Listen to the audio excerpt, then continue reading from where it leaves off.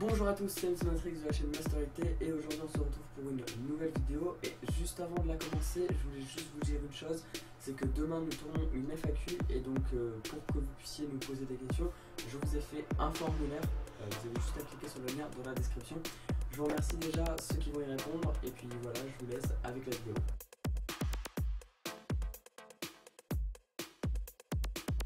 Bonne nuit.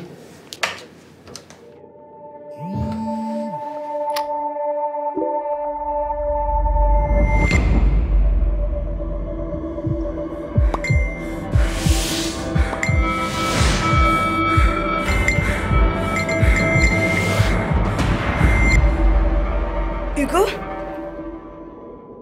J'ai juste liké.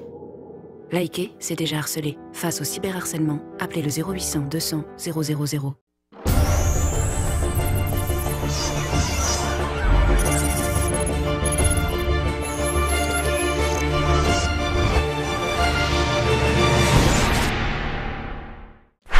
Bonjour à tous, aujourd'hui comme vous avez pu le voir dans la vidéo précédente, nous allons parler des dangers des réseaux sociaux.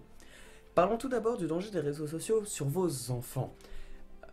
Car oui, là où le danger des réseaux sociaux est le plus élevé est bien chez les plus jeunes, car ils sont parfois mal informés, inconscients ou même manipulés. Les enfants face au danger des réseaux sociaux. Facebook, Twitter, Snapchat et Instagram, et même autres réseaux sociaux, sont-ils dangereux pour vos enfants? La réponse est bien sûr que oui, et cela à plusieurs niveaux. Les réseaux sociaux sont simples d'utilisation, ouverts sur le partage d'informations, et les réseaux sociaux et les plateformes communautaires dans leur ensemble doivent être considérés par les parents avec une attention toute particulière. Ce n'est pas pour rien que l'âge minimum pour ouvrir un compte Facebook est de 13 ans. Cette plateforme est utilisée par les adultes, les marques, les associations, les personnalités ou des politiciens pour communiquer entre amis, mener des campagnes de marketing social, lever des fonds ou recruter des abonnés. Les contenus que l'on trouve couramment publiés ne sont pas destinés aux enfants. Pourtant, selon une étude de la CNIL sur les pratiques des enfants sur les réseaux sociaux, 48% des 8-17 ans ont un compte Facebook, auquel ils se connectent dans 73% des cas seuls, sur un ordinateur ou un smartphone.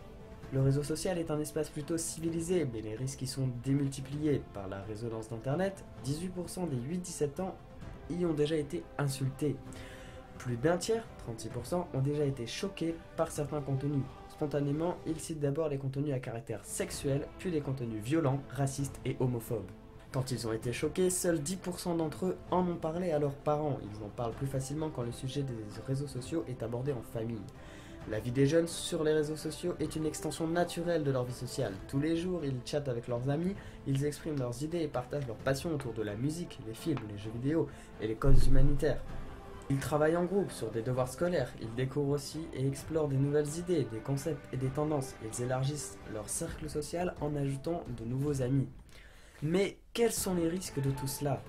Il y a tout d'abord l'exposition en contenu choquant. De nombreux comptes Twitter, Facebook, Instagram ou même Snapchat sont destinés à la pornographique, avec des contenus essentiellement visuels, photos et vidéos. Ces derniers ne sont pas filtrés par les administrateurs et peuvent se retrouver dans les flux de tout un chacun, pour peu que les amis soient fans ou aient liké le profil ou soient tout simplement tombés dans le panneau en exécutant un code malveillant. Mais il y a aussi les arnaques. De par leur popularité, les réseaux sociaux sont les médias préférés des hackers pour diffuser du spam et des arnaques. Ces derniers rivalisent d'ingéniosité pour concevoir des messages séduisants qui invitent à liker un post viral avec un lien corrompu, des applications contenant des virus, des campagnes de phishing pour soutirer les informations de connexion, etc. Il y a aussi les publications préjudiciables. Sur Internet, tout peut être copié-collé et altéré dans le processus. Il n'y a aucune garantie de confidentialité dans les échanges électroniques via les réseaux sociaux. Des photos prises lors de soirées ou des nudés peuvent facilement se retrouver à la vue de tout le monde.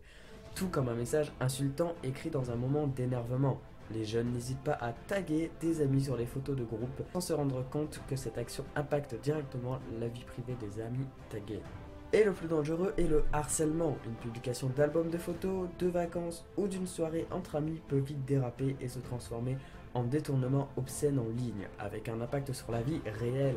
Intimidation, insultes, piratage de comptes, commentaires humiliants, création de groupes de discussion pour moquer la victime. Le phénomène d'entraînement peut conduire les plus influençables à imiter des comportements violents et à se lancer dans ces campagnes d'insultes contre le bouc émissaire désigné par le leader du groupe.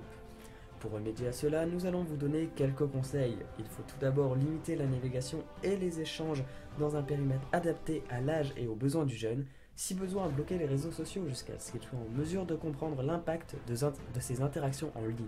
Discutez régulièrement avec votre enfant ou ado de ce qu'il fait sur internet, quel site il aime consulter, avec qui il chatte, ce qu'il ou elle a découvert de nouveau. Expliquez-lui la différence entre de vrais amis et des connaissances numériques.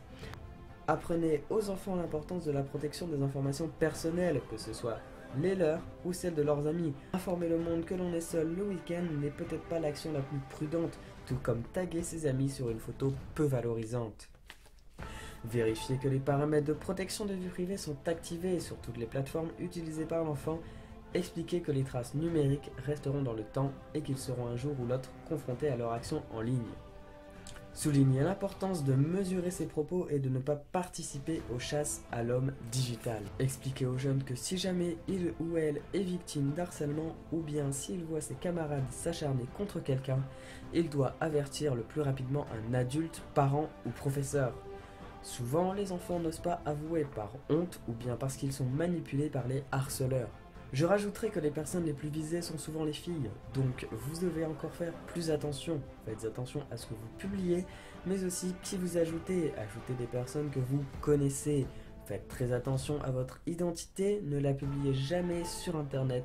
Et pour ce qui est des photos, faites très attention aussi et publiez vos photos que pour vos amis. Pour conclure, faites très attention sur internet. Internet n'est pas un terrain de jeu, vous ne pouvez pas tout faire ni tout écrire. Faites très attention. Et faites très attention quand vous vous affichez.